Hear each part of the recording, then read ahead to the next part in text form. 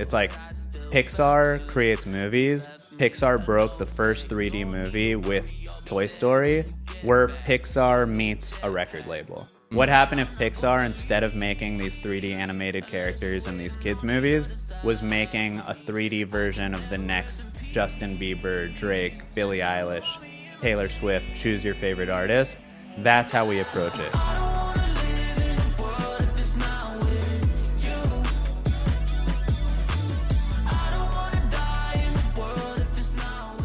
Episode 19 of Invest in Music with David from Hume. Today we're here to talk about Angelbaby, the first artist from the Hume Collective. We talk about building a virtual artist project from the ground up. We talk about the future of AI and their first performances at concerts like South by Southwest, LA, and Art Basel. We got a lot to cover here, so as a reminder, you can collect this episode on investinmusic.xyz. It's the best way to support our guests, so let's get into it. Episode 19 with David from Hume. All right, we're back. We got David from Hume in the building. David, how are you feeling today, man? We're feeling good. We're feeling fresh. It's turned into a heater outside, but in here it's nice. I like it. I mean, you were here before for the Criteria release party, but I think this is the first time you've been here with no other... It's the first time I'm here when there's not like a full-on epic rager going on, which that was great to be here for. But there's a different vibe. I'm into it. Yeah, same here. I'm excited because obviously me and you have a long history together. The Angelbaby project's been going super well. David, CEO, founder of the Hume Collective. Why don't you give us a quick rundown on where this all started for you? Where it all started? How far back do we want to go? Are we going like pre-Hume? All the way back. All the way back. All right. If we're going all the way back.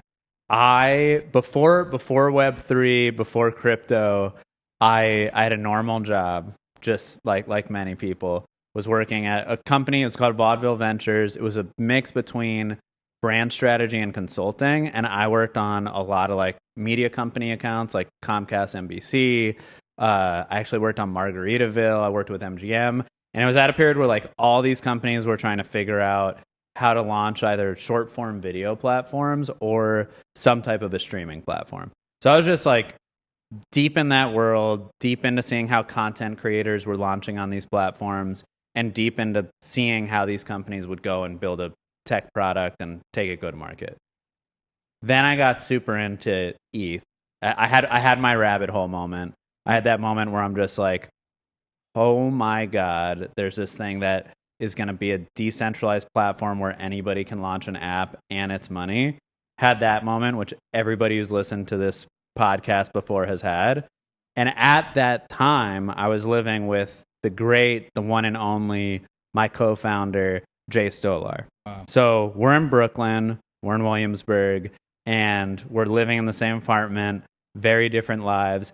He's living the life of a songwriter, and there are people just like coming to our apartment all the time writing songs, and I'm like in my normal like 9 o'clock come home after a day of work life to this like house where the apartment where there's like all these songwriters. And I'm basically seeing, wait a minute, you're up on the roof having a beer at night a lot at that time, and I'm like, Jay, what's going on? Like all of you guys are just like writing songs for Selena Gomez and all these people, and like you're not necessarily meeting them all the time, and some of the time like they're not part of the songwriting process at all, and that kind of broke my brain a little bit. Yeah, especially in that pop star world, the entertainment industry is so good at making it seem like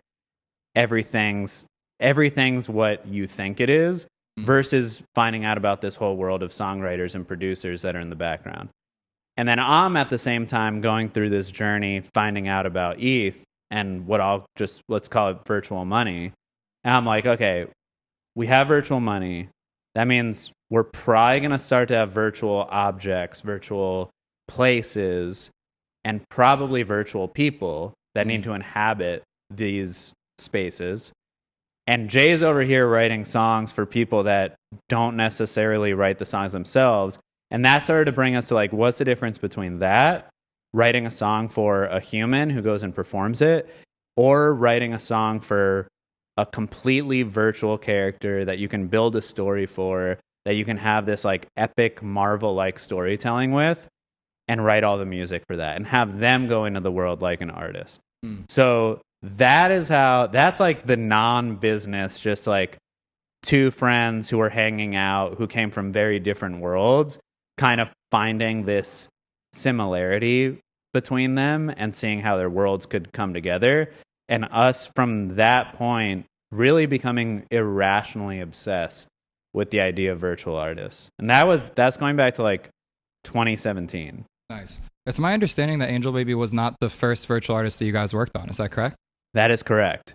Angelbaby was not the first virtual artist that we worked on. I don't normally say who the other virtual artists were, but I'm gonna say it. It was kind of a comedic DJ virtual artist project with a actor and YouTube influencer named Flulaborg.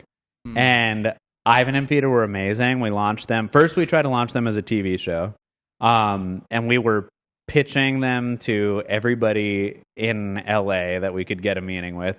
And one of the things about Ivan and Peter were they were also time travelers. And we tried to pitch it as a TV show where you were going to be seeing Ivan and Peter's lives play out on this Netflix TV show, kind of like a documentary of their life. But then on the side, they'd be on Instagram, they'd be on social media. Instagram was really social media back then, and it was photos. We're talking like 2018, 2019 now. And they'd be releasing music, and none of the companies we met with, or the production companies we met with, understood that like the real thing here was having this virtual IP. They were all like, and the music and all that. They were like, oh yeah, let's just make a TV show. Oh, this like idea you have that they're virtual influencers on the side, that we don't really need that. We can get away with having none of that. So that led us down to, okay, what if we pitch this to record labels? We actually got an offer from a major record label, and they wanted to own way too much, as record labels often do. And that's when we were like, I think, I was looking at Jay, I was like, Jay, we can do this ourselves. Let's put our own money in. We can do it ourselves. We're friends with Flula at this point, and we launched Ivan and Peter. We learned a lot. The quality was not the quality that we've been able to achieve with Angelbaby, but it was a lot of fun, and we learned a lot about virtual artists with those two. And what was the transition from Ivan and Peter to Hume and then Angelbaby? Was Hume kind of before you thought about what that first character and artist would be, or take me through kind of the process of going from this one artist to launching a collective? So we launched Ivan and Peter, and at that point, I got to go back in my brain. I got to go to pre-Angelbaby David right now, and pre-Hume David. We launched Ivan and Peter, and at that point, I felt like NFTs hadn't taken off, because now it's like 2019. And even though I wanted there to be a Web3 component with Ivan and Peter, it didn't feel right. It felt like the move was like, let's release content on Instagram, and I think TikTok had just like, let's put some stuff on TikTok and let's see what happens. And then we start to get into 2020, and we had this moment where we were like, okay, NFTs are starting to pick up as a thing. These are virtual characters. We can start to weave these worlds together, and Ivan and Peter can start to have their own, whether it was like, I think we were going to do a lyric video as an NFT and sell it. This was like 2020. And then it felt like I was really excited about doing it, but it felt like we were forcing it a bit. And at this point, Ivan and Peter were growing on Spotify specifically. And we had just done a feature with Alaska Thunderfuck. There's a song called Pool Party. It's still on Spotify. Alaska Thunderfuck is one of the most famous drag queens from the RuPaul series. And we had just done this feature with her, and it felt forced to like put this NFT thing with Ivan and Peter because they'd been going for a little. But what didn't feel forced was like, okay, let's go raise a seed round for Hume, and let's have a company that builds out multiple of these artists. We know what we're doing now. At least we thought we knew what we were doing. Big secret is no one ever really knows what they're doing. And from there, we had a meeting where we decided we were going to raise, and our really our second meeting was with G Money, and it was in Miami, and a friend of a friend had introduced us to G, and we have this lunch. It was lunch at this place called Il Gabbiano, which is like right on the water. It is on the ocean. We got this table. It was a round table. Jay and I are sitting there. Like G walks in, like sparkling Miami water behind us, Biscayne Bay, and G grills us for an hour, like every question imaginable. And at the end of, and I was thinking like, all right, we're gonna like go through this thing, and this guy's gonna get back to us in like 2 weeks. And at the end of it, G just like got it, and he was like, all right, I'm in. And that we don't need to go through all of it, but that was the beginning of like closing that seed. And we closed the seed, and the idea was like, all right, we close this seed. We have Ivan and Peter. Let's launch one more artist.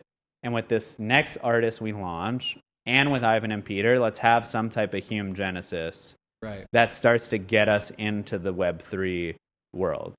Even though we'd been trying to do it for a year, it felt forced. We were like, okay, this is the moment. It doesn't feel forced anymore. And once again, as starting anything goes, like everything changed. This was August of 21 when we closed that seed round. And April was when Bored Apes had launched. So now the PFP train is gaining momentum, and this concept of like of buying a PFP, owning the IP, and being able to do whatever you want with it is growing. And we kind of realized there was this opportunity to go all in on a PFP project and building an artist around that. And that, I'll pause there. That was a lot.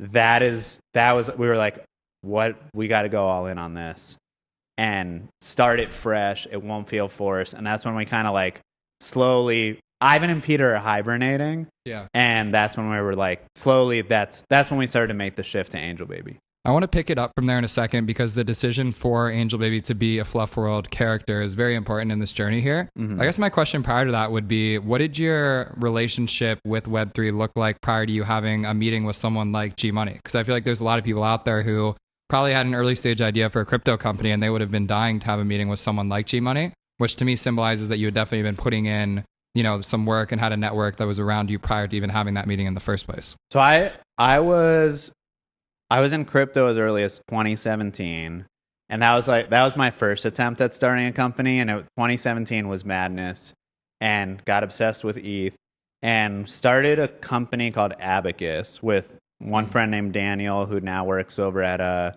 Arbitrum, and another friend named Jason, who had more of a finance background. And we were trying to do we were trying to like write white papers for people. We had a blog. Yeah, we had a blog called, the blog's still up there somewhere. It's called theabacus.io. And then at one point we were just like, the ICOs, we were like, this is kind of cringy, this ICO stuff. And all, we all know how that was. So we're like, we can't really do this if we want to have like real lives. But I was building my network at that time. And doing honestly, like just what it ended up turning into was meeting with a lot of VCs where we were we would try to do diligence for these VCs when they needed extra diligence to get done. And what that meant was like tons of time to just learn about the space and learn about Ethereum. And I would tell Daniel all the time, I was like, NFTs are going to be a thing. I was like, people are going to want to buy digital, I called them, the way I explained them at the time was like digital objects. I think Derek actually just published a paper where he properly went and explained that the way I think it makes sense for like normal people. But yeah, it was from 2017 to 2020, like I was reading, I was in the space. So by the time I was meeting, actually this is when I was intro to G, he actually was expecting it to be like a bullshit phone call with like some random friend that had introduced him to somebody random, and his these are his words, not mine. He was like, we had that first call and he was like, oh, this guy actually like kind of knows what he's talking about. And because of that, we were able to have that meeting with G. I think that's really important to set the stage, because I feel like a lot of the time, especially today, there's a lot of people who are getting into the space for the first time, or maybe they just want to go 0 to 100 really quick, right? Like they have a music idea and then they just want to layer crypto on top of it and be like, now I have this amazing startup. But I think it's really important to recognize that for a lot of the projects you see doing well today in the space, there was years of precedent that led up to the way that it started, how it was formed, how the business model was incubated. And I think taking a step back for a second, we went really deep down the rabbit hole and you kind of getting Hume to where it is, raising that seed round. For people who have not heard of Hume before, how would you explain it, and how did you explain it? And there's early conversations with people like G. Early conversations. The way we explain it now is Hume is the premier virtual artist company. A virtual artist is a fully 3D animated artist that can be on TikTok, can be on Instagram, and is releasing music. Easiest way, like we're talking to G, or we're talking to somebody who doesn't know anything, they're not in this world. It's like Pixar creates movies. Pixar broke the first 3D movie with Toy Story, where Pixar meets a record label. What happened if Pixar, instead of making these 3D animated characters in these kids movies, was making a 3D version of the next Justin Bieber, Drake, Billie Eilish, Taylor Swift, choose your favorite artist? That's how we approach it. It's got to have great storytelling the way a Pixar character does. It's got to look great, but the music's got to be awesome too. And it's got to have a vibe. And I think that got captured by the time we did Angelbaby, and it wasn't totally there when we were doing Ivan and Peter. And I feel like the biggest challenge today is that virtual artists are still not well received, generally speaking, you know? And I want to take us back in a second to like continuation of that seed round, continuation of Angelbaby being a flop. But before we do that, talk to me about virtual artists. You know, where were virtual artists at when you were pitching this idea? And like, how was that even received then? Because I feel like there's still a lot to be figured out with it today even. So at the time, the best example, and you could argue still the best example of a virtual artist in terms of sustainability and their ability to have done it for so long, was Little Michaela. Yep. I can't remember off the top. Little Michaela comes out in 2016 or 2017.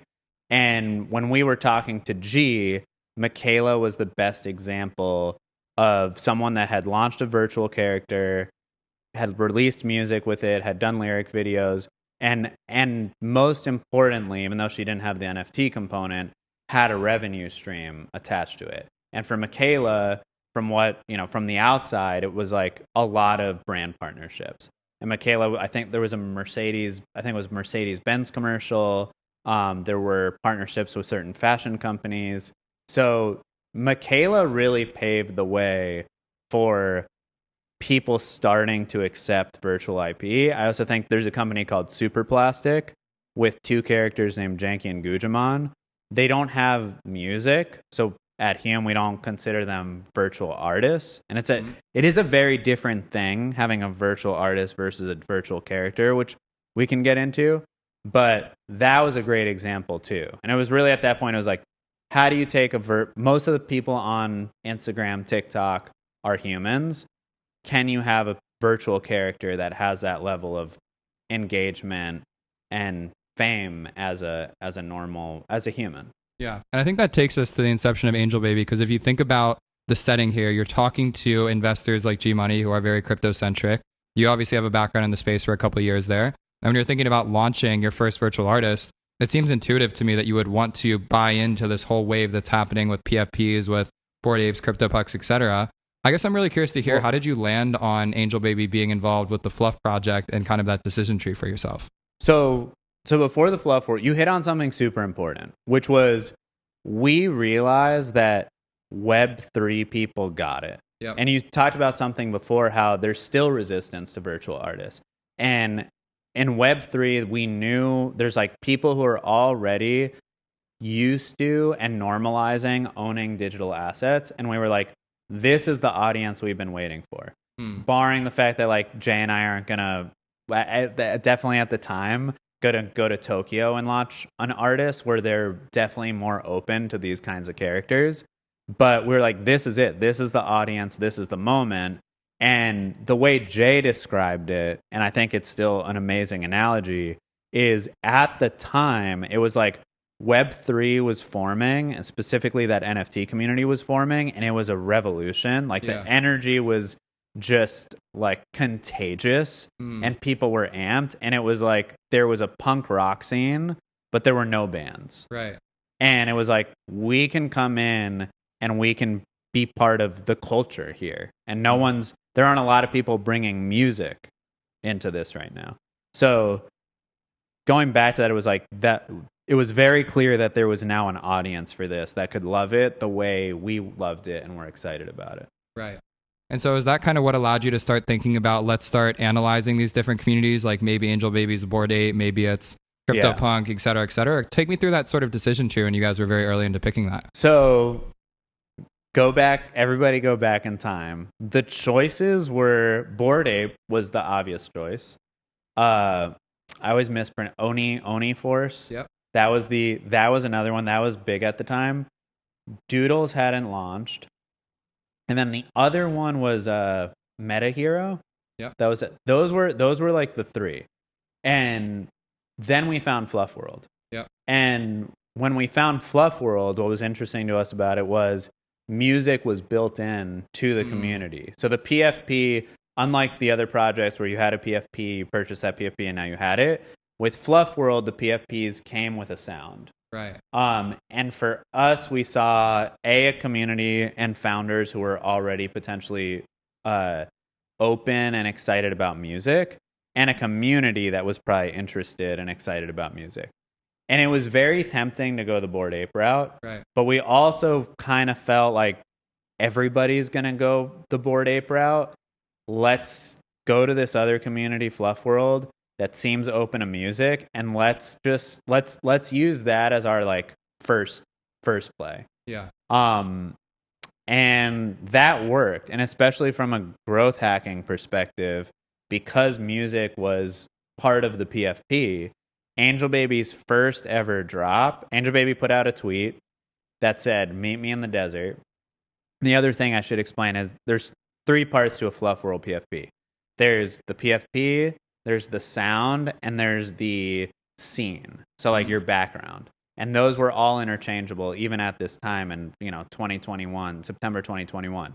So we say meet me in the desert, and all the fluffs who had the desert background start like rooting for Angelbaby. They're like, "You're here, like I'm going to find you." People actually sent Angel desert background NFTs. Wow. And we're like, this is amazing. And then we airdropped the instrumental of a song called NFT, which Angelbaby dropped at NFT NYC 2021, to all the fluffs who had helped Angel in the desert. Nice.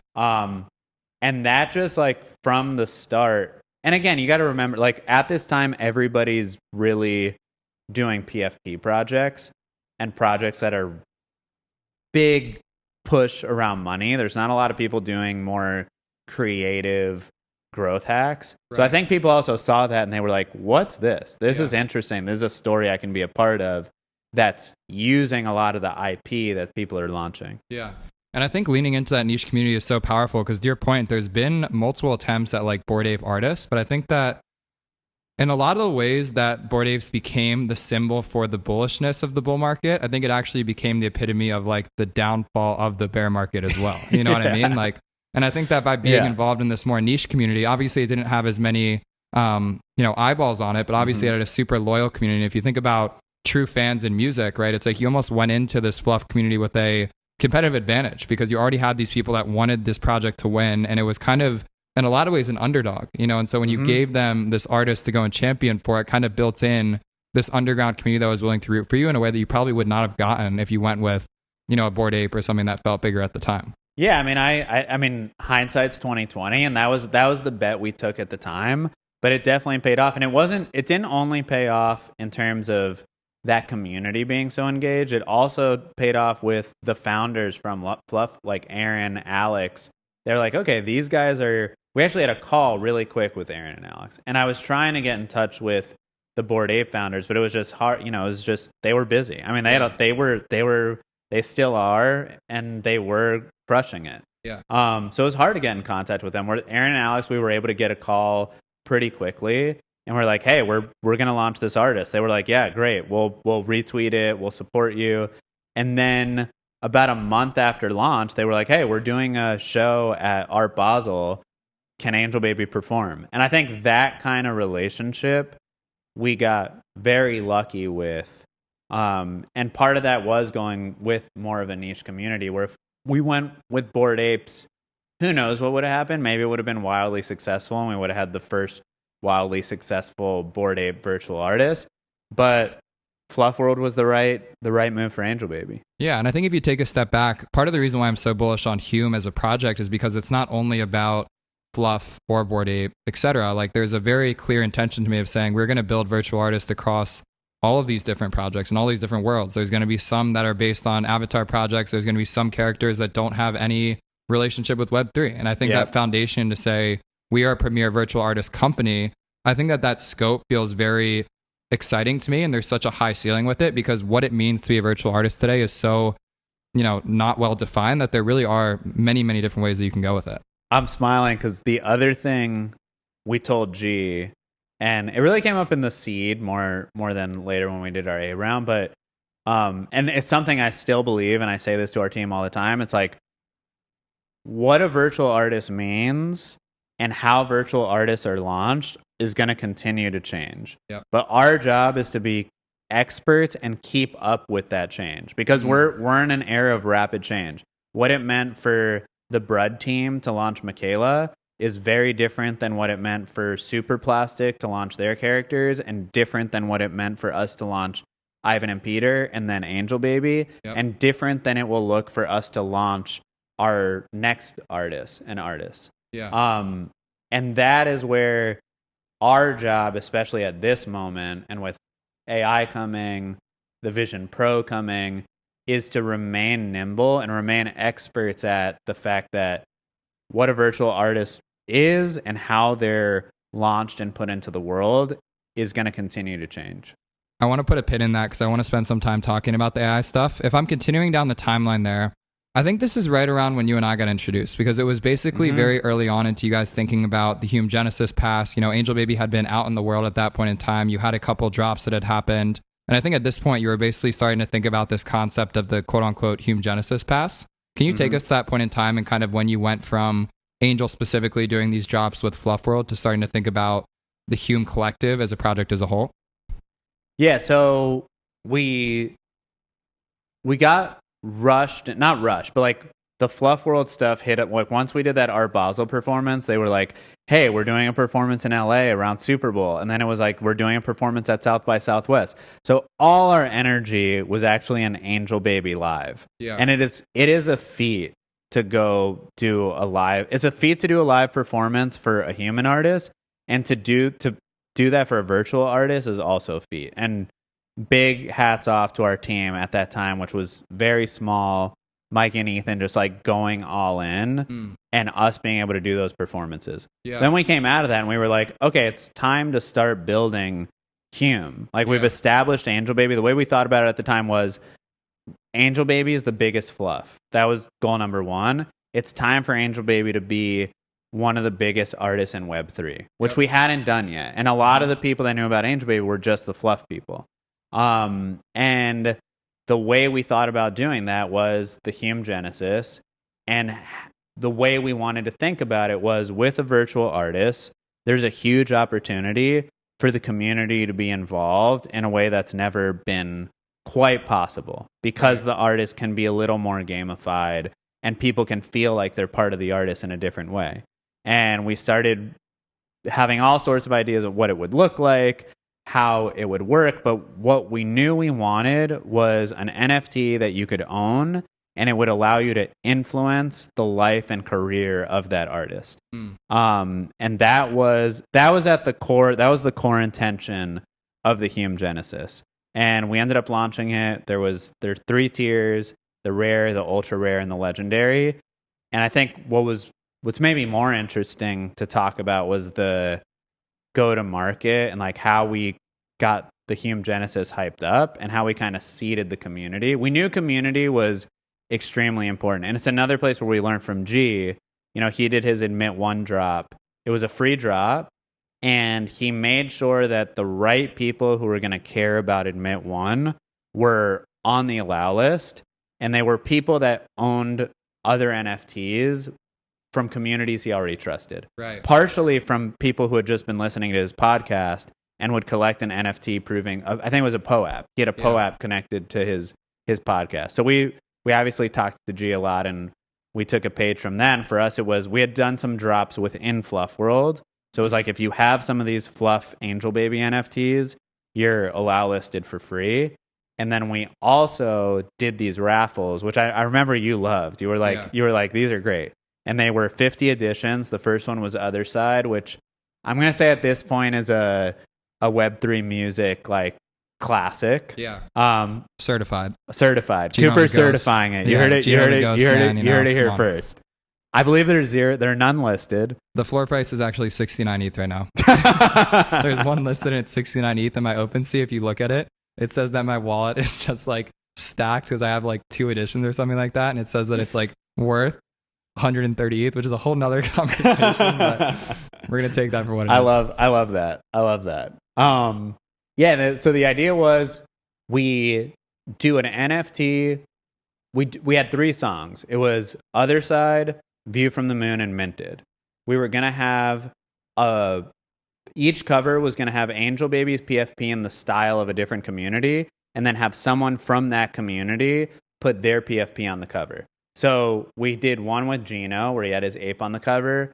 And then if you had an ape, you were able to enter the pre-mint raffle. And then 50 editions were dropped to those people. So now there were 50 people who were part of the Bored Ape community, who were starting to get into Angelbaby, and who were interested in becoming part of this Hume community, who had this NFT. Then we did the same thing with Quirkies, and we did the same thing with Moonbirds. Release the songs every 2 weeks, would do this airdrop. And again, it was just like seeding these communities in a cool way, without going to these communities and being like, buy our shit for whatever, 0.08 ETH. Like, hey, here's this cool experience, here's this cool music, enter this thing, be a part of this. And then by the time we were doing the Hume Genesis drop, people were bought in. And we knew we were getting the right people who were also interested in what the offering was, which was like, you're going to have this Hume Genesis, which means you're going to be able to participate in our platform and vote on Angelbaby releases and merch and be part of this journey. I want to give a quick shout out to Gabby Goldberg, who I'm now just remembering was the introduction to our relationship. It was actually at that South by Southwest show. And I remember being so blown away by it because, for context, it was a 3D immersive experience. You basically walked into this dome, and then Angelbaby's set, quote unquote, was 10 minutes? Something like that? It was about 10 minutes. But it was incredible. I mean, you basically take in mind, I've been to hundreds of concerts in my life. This thing is like, everything dims out, it's completely black, and then you look up, and it's just this 3D, 360, fully immersive experience. It's like bass is bumping. It's like a concert, but it feels like that clicked instantly for me. I mean, I talked to you a lot about this, like the potential for the future of live shows, virtual artist shows, etc. But that first show to me was like such a unlock in my mind. Cooper wants another dome show. I definitely want another dome show. Yeah, and it will happen. I sent David a picture in LA. I was like, that's our dome. That's our dome. Alpha on the podcast. Those hype me up when you send me those pictures. Yeah. But I think it's so interesting too, because the way that you guys seeded this community, like we're joking that the Angelbaby Other Side floor is 69 ETH, but there was consistently sales for 1, 2, 3 ETH. I think the total volume on that song is like 50 ETH in total, And I think what really stands out to me there is that you guys gave them to people who were already so familiar with the concept of owning, like you said, digital objects, digital assets, that when you gave them a song, it actually wasn't as hard for them to understand that this had value, because they got that thing because they already had something that they found valuable in the first place. And so to your earlier point, it's like you really built Angelbaby and specifically his on-chain music catalog on the back of community members who already valued their catalog in the first place, which just, I think, added another element to just the Angelbaby music discography in general. Yeah, and a big thing we thought about at that time was it was very tempting to go do a big drop and make whatever amount of money we would have made. And as much as that was tempting to do, we were like, we want to be here for the long term. We know how music and entertainment works. We know that you have to play a long game and you have to build a real fan base. And if you don't build a real fan base, it's game over. And everybody who just invested within 6 months is going to be like, what the fuck did you guys do? Like, no one would have been like, oh, sick, you guys made $2 million on the drop, and now everybody's gone, and like, there's nothing. Yeah. So that was really important. We were like, we need to build a real community here with real fans that are going to be with us for a long time. And I think part of the reason why I was so excited about Angelbaby at that time, and still today, is that you talk about building a real fan base. And I think a lot of what's happening right now in on-chain music, this is kind of a good segue, is that we're trying to find fans in the traditional world that are willing to accept and validate the culture around what we're doing on-chain. And I think with Angelbaby, I just loved how heavily you were leaning into the fact that this was an on-chain music project, that I personally believe that that's going to be like the core driver of the next, generation of these artists, is the ones that really lean into being on-chain and what that means around it. And I think that very early on, you took this stance of saying, we have ambitions of Angelbaby, being on TikTok and having an Instagram following, all the things you're doing with Ivan and Peter. But I think that, I don't want to put words in your mouth, that came after you established this core community of people that was on-chain. And I think having that being your focal point and sort of your center of gravity is part of the reason what's made Angelbaby so successful today. Yeah, it goes back to with anything, whether it's an artist or you're launching a product, it's like we knew we had to have fans, they had to be real, and we had to give them something that they could consistently love. And if we did that in one place, and for us, for the majority of time that Hume has existed, that's been on-chain, whether it's through you're coming through the Spot or you're coming through a Human page, or in the last 6 months you're going to Sound, building that kind of experience and making sure it's quality, and that everything from like the covers to the music to the story before the drop feels really compelling and excellent and high quality. That's how you keep people. Yeah. And that's what we pride ourselves on. There's a couple different pieces I want to unpack there. I think the first one is talking about the Spot and kind of the role that that's played in the Hume ecosystem, because I want to paint a picture here clearly that the other side, View from the Moon, minted the first, I would call them the first 3 Angelbaby music NFTs. Those were basically just minted on your guys' own custom contracts. Like, you had a developer team and you kind of ship this in like its own ecosystem in Pocket. And I think you use that leverage to then go and create the Spot. Can you talk about what that symbolizes for Hume? And then we'll use that to dovetail into, you just mentioned the last 6 months using Sound. Like, talk to me about that progression from music NFTs you developed yourself to like the Spot to then like being on Sound. So if we can go into the Hume story, everybody, go into Storyland, and we can have a little bit of fun with Summon your inner Jay Stoller here. Yeah, my inner Jay Stoller is coming out. Yeah. But the year's 3045, and this was, this is a big part of Angelbaby and Hume lore. And the Spot in the year 3045, the Zani Republic run the entire metaverse, and they have censored live shows. They've censored the creation of art. They've censored open speech. And the Hume Collective is a group of virtual beings and humans who are trying to preserve creativity and the freedom of creative expression. And they have a place, it's a secret place within the metaverse, within the virtual world, called the Spot. And the Spot is where they would go to meet, where they would go to create together, and where in many cases, even in the future, you're able to do all sorts of stuff with generative AI. They were able to co-create. So for us, the Spot is a place that we've rebuilt in our time now in 2023, the time in 2022, where you need to have your Hume Genesis to be able to get in. It's kind of like it's the secret password.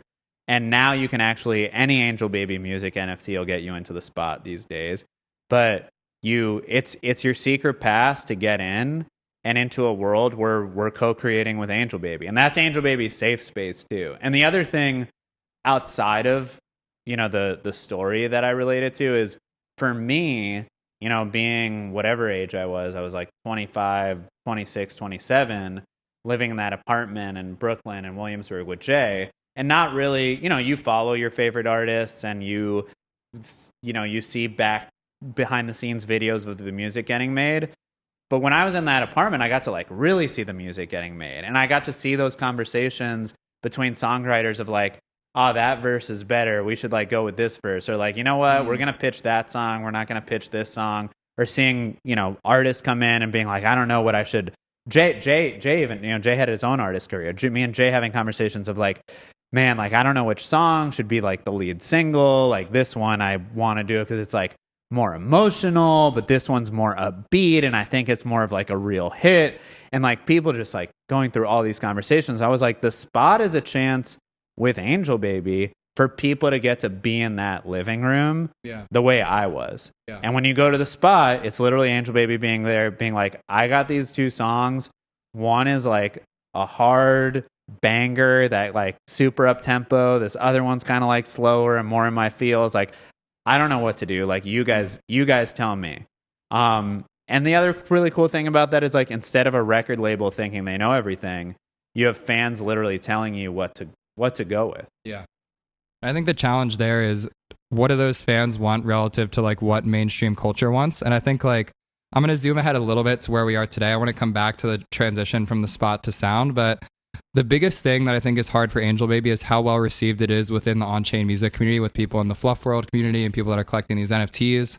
And then you go to TikTok, right? And you're trying to tell the story of Angelbaby and getting people to care about the spot and all this kind of stuff. And it's like speaking another language, man. I mean, from my own personal experience, I don't think anyone has been able to find the right way to present on-chain music to a mass audience. And I'd love for you to talk a little bit about your experience trying to soft launch Angelbaby to the world outside of the, on-chain music community specifically.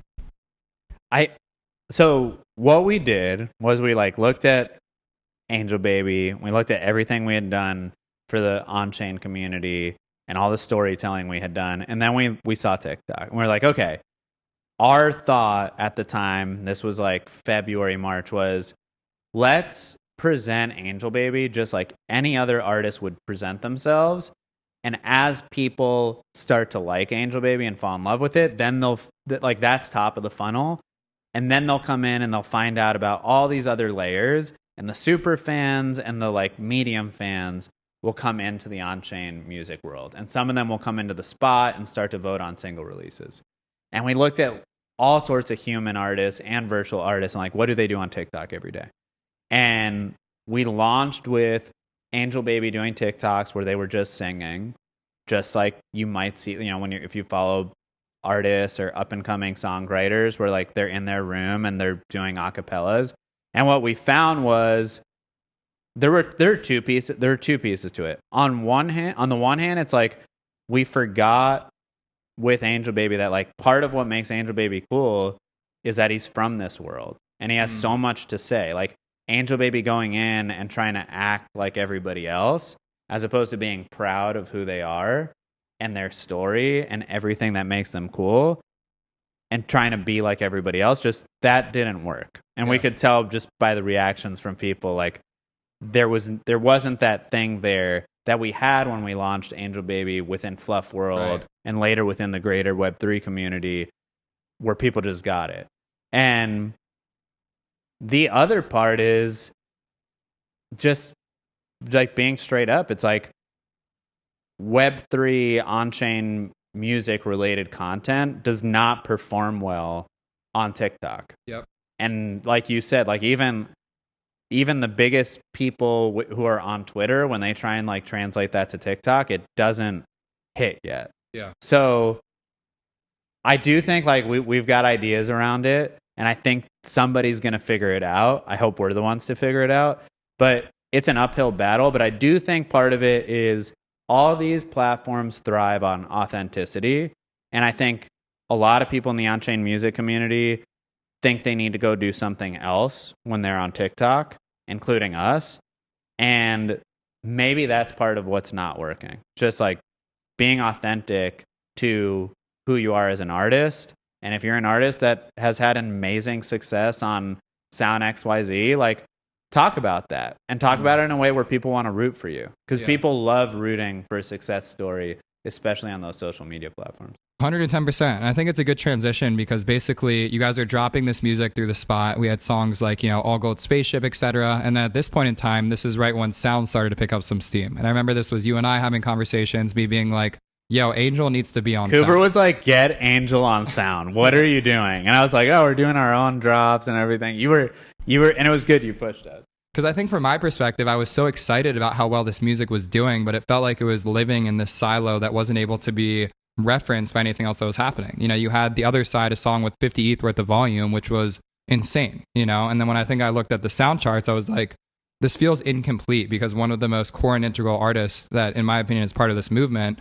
was not being represented there. And so I think at this point in time, then you guys started this, what I'll call the collaboration era of Angelbaby, right? Where like, obviously you guys had the collab with Gino, with Brandon, a couple other people on like the first couple songs.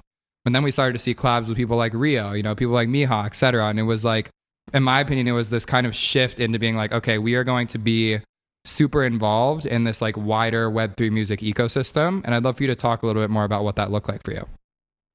Well, I mean, first, thank you, Cooper, for pushing us, especially like at that point, because we were ready to just like keep doing our. We're like we got a sick thing going on over here. Like people are voting on songs, they're minting them, like things are moving. And you were like, no, you got to be on sound if you want to be relevant in this greater movement. You have to be on sound. And eventually, I got the message, and I understood it. I started going on sound more, and I was like, this is where this culture is living.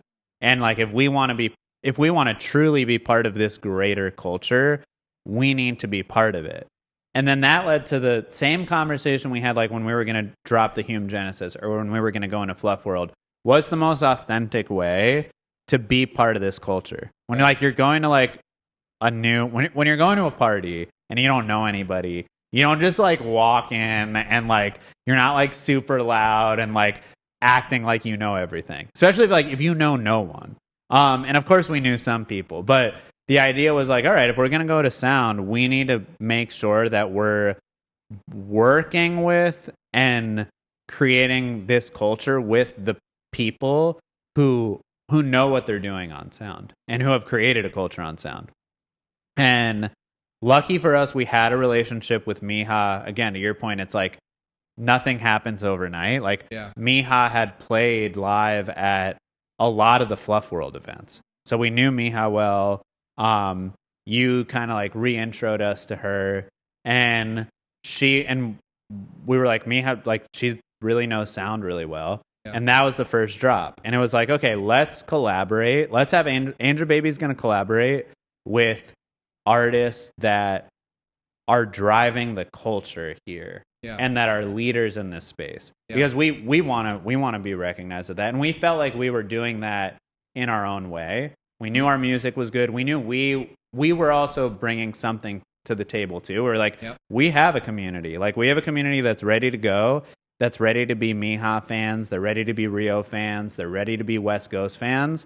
And we want to be part of the culture that's going on sound here too, and bring our community over and kind of have this mesh happen. So, but it came back to the same thing. It was like, how do we authentically start to do this, as opposed to Angelbaby just being like, I'm going to do a sound drop out of nowhere. And the reason I want to highlight that is because it continued then with the collab with Oshi, and then just this week you guys had the #1 song on sound, which was a collab with TK. And I feel like this intention for you to take the success that you've had with Angelbaby and not just only stay in your own lane and just do your own thing. I think that you know, commitment to actually trying to understand how to be collaborative in the space, it's really put you in this position now where I feel like Angel's in the strongest place that they've ever been.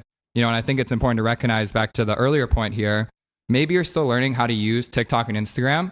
I don't really care about that right now. You know, like, I mean, you know this. We've had so many conversations. I know you don't care about it. But I'm like, yo, like Angelbaby's crushing. You know what I mean? And the reason why I think it's an important place to take us to right now is that we're basically at a point now where I think that I'm wondering this. I think other people may be wondering it, but it's kind of like, what does Hume look like moving forward now? You know, you've kind of seen the blueprint that you've made with Angelbaby. You've obviously teased some other artists that are in kind of the Hume world.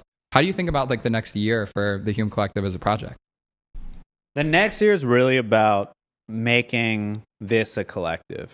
And we've put a lot of energy into Angelbaby, and I think that was super important.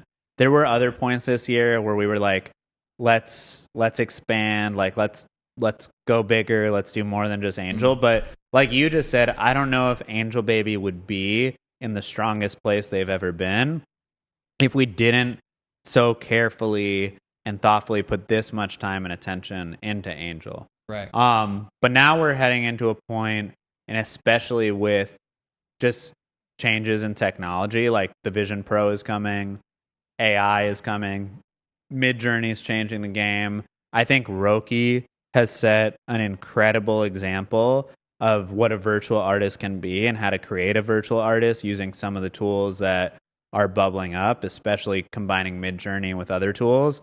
So our thought is there's kind of a shelling point here coming where like you've got the Vision Pro, you have AI, and this could be the moment. It's been so hard for virtual artists to be accepted. The Vision Pro might be that like mainstream format that virtual artists need to be accepted. Kind of like the music video. The music video in the 80s was the first time in music where there was something an artist had to create outside of a song. Right. And it kind of revolutionized music. If every release now, mainstream big release has a music video. That wasn't the case. And I think the Vision Pro is going to be, there's going to be a version of that. There's going to be some type of new format or content piece that every artist needs to have when they're releasing music. And I think for virtual artists, the Vision Pro is going to be the first time where you're able to step into a world and step into an experience, which is what virtual artists really need to be about. And it's been hard to do that on TikTok or Instagram. And I think when you combine AI and the ability to start to make really high quality, engaging, beautiful, immersive art with that, I think that's really like all we're talking about. You know, outside of, when we're not talking about Angelbaby, that's what we're talking about. And like, how do we do that really well and authentically in a way that's sustainable and can work long term? That's the thing that clicked with me for those Dome shows. You know, I saw the potential for something that was differentiated from what we experience today as a fan of music. And I think it'd be important for you to highlight, why are these new technologies so important in the creation of virtual artists? And to set the tone here, you once told me that your team has to watch what you say, Cooper. Watch what you say. Watch what you say. You had to comb Angelbaby's hair. Yeah. That is true. So, Mikey specifically spends a lot of time combing Angelbaby's hair. A lot of time, because like you got to get it perfect, and a lot of people don't realize it. But like these 3D environments are real. Yeah. And like Angelbaby's hair, like it needs to get brushed. Like the Angelbaby's not looking that good. He's just not like getting spit out like looking that good. And Mikey does an unbelievable job getting Angelbaby right. Like those before you video clips, like that fur is getting brushed. Yeah. So there's a lot of work that goes into virtual artists, including in the case of Angelbaby, brushing that fur and making sure that fur looks pristine. And you know, Angel's a little high maintenance too. Like he gets up in Mikey's grill, he's like, I need a little more on the shoulder. You know, like, you know, Angel's got a personality, he's got an attitude. But I think with Midjourney specifically and a lot of these other tools, like you're already seeing it. Like Ethan was showing me this the other day. There are Instagram accounts now that are, it seems like they're trying to be like OnlyFans accounts, but they're like they're virtual models that people are making, and they're kind of like thought virtual thirst trap virtual models. And like, you know, porn, a lot of things start in porn. That's just how our world works. But they're using AI to create like a lot of those things. And I do want to say this, a thing that a lot of people don't realize about AI is the amount of like human input. And what's really exciting to me is when you do something, when you quickly generate something with AI, but then you bring it into After Effects and Photoshop and Premiere and do all the manual pieces after you've dealt with the AI piece, which we haven't talked about this because there's a lot to talk about, but that's what we did when we did the Grime song. Right. Like, yeah, it was AI, but it took like a week of insane work. It wasn't just like somebody clicked a button and AI Grimes was singing. Right. I feel like, you know, I went a little all over there, but the point is, virtual artists, going back to Brud, it's gotten increasingly easier to work on virtual artists. And this feels to me the combination and this kind of like crossroads of the Vision Pro coming out and AI just getting better and better is about to like unleash a whole new world for virtual artists. I completely agree. And let's just quickly shout out the Grimes song was another #1 on sound. And I think one thing that third, I believe, still third highest release all time. That's right. I believe. That's right. I feel like you guys have just, I really want to double down on this because it just speaks so much to what I believe in with the space is you guys have been so intentional about the way that you roll out these records where Other Side, it was a free airdrop, but it was #1 on Audius. You know what I mean? Like you guys cared so much about just pushing these channels that are so niche and not really talked about in the broader public sphere. But when you guys put that intention behind it to say to your community, go and repost this track on Audius, go and listen to it. That's what creates the 50 ETH worth of volume on the NFT because there's such an intentional, effort to make those things happen. Even with the Grimes song, like you guys were going so hard on that, doing these Twitter spaces, running up that sound drop that, I really just want to commend you guys because when it comes to actually building and developing and doubling down on that on-chain culture, I think time and time again, you guys have showed up and just showed that that's something that's important to you. It's what I keep coming, like that's the most important part. And the other thing I'm really proud of is like, if you go into our Discord, like there's still people showing up and talking in our Discord. And we all know right now is not a time that like Discords aren't what they were 6 months ago, a year ago, but it goes back to like, if we can create something that's really authentic, if people can feel like they're part of a journey, and if the music and everything is great, people will want to be a part of it. And for us, people will have fun being a part of it. Yeah. And if they keep having fun being a part of it, it's going to be an amazing journey. I think that's a good place to close us off. I mean, honestly, we covered so many different topics there. We could go down like 10 different rabbit holes. Yeah. We got the whole Geno Blocktone situation going on. We got this collab with TK you just guys had. I wanted to talk about too, like the origin stories that you had with all of those incredible movies that you made. There's a lot to unpack. I think I'm going to have to come back, Coop. You might have to come back. I think you're going to have to bring me back. It's interesting because with these episodes, I really try and like line it up that the episode comes out with a major piece of news with it. I think with you, I was just like, yo, there's such an incredible story to tell here. And we haven't told it yet in like a very end-to-end way that I just wanted to give you the opportunity just to talk about it because on the surface, let's go all the way back on the outside. You see a virtual artist, you see this rabbit that's Angelbaby, and people go, I don't fucking get it. You know what I mean? And I think it really takes you taking the time to sit with it and understand all the dynamics here to see what makes that specific artist so special because there really are a lot of different narratives that have led up to making it what it is today. Yeah. No, I appreciate being here, appreciating getting the chance to like zoom out and zoom out with you. So many pieces of the story and you're able to kind of give me and I think the greater Hume team a bigger perspective of the journey we've been on. And appreciate being here and getting a chance to zoom out today. And the craziest thing is when we think about zooming out, I mean, I'm zooming out, another 1, 5, 10 years. We're talking Hume Collective that's got hundreds of virtual artists, thousands of releases. The virtual concert experience is being absolutely dominated by the spot. The dome shows. Hey, in Vegas, the sphere. We're coming for the sphere. Come on. We're coming for the sphere. Sick. Well, David, thank you for making the time, man. It's been an awesome episode, and I'm very excited to see what you guys do from here moving forward. Thanks, man. It's been great. All right, guys. We'll see you soon. Episode 18 of Invest in Music. See you next time. Peace.